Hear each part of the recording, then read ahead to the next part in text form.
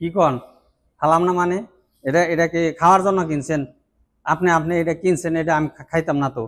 কি কারণে ফালাম জানেন আপনি?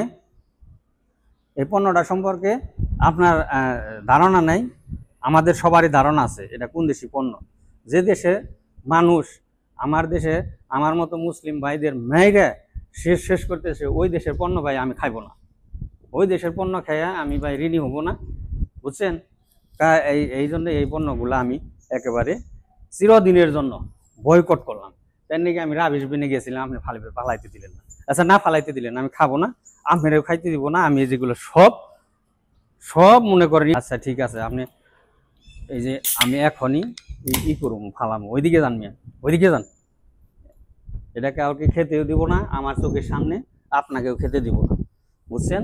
এভাবেই হয়ে যাক প্রতিবাদ।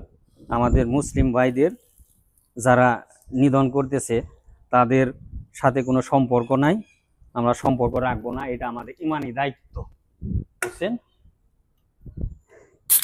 তো আরেকটা দুঃখজনক ব্যাপার যে বহুত কন্টেন্ট ক্রিয়েটর আছেন, আজ পর্যন্ত আজকে 15 দিন যাবৎ দেখলাম যে কোনো প্রতিবাদী, কোনো কন্টেন্ট ক্রিয়েটর পেলাম না যে প্রতিবাদ করছেন। অথচ অন্য কিছু হলে আপনারা অনেক আগেই প্রতিবাদ করতেন। তো দেখেন, এই যে আমি চিরদিনের জন্য বয়কট করলাম, আপনারাও বয়কট করেন। ঠিক আছে, আসসালামু আলাইকুম।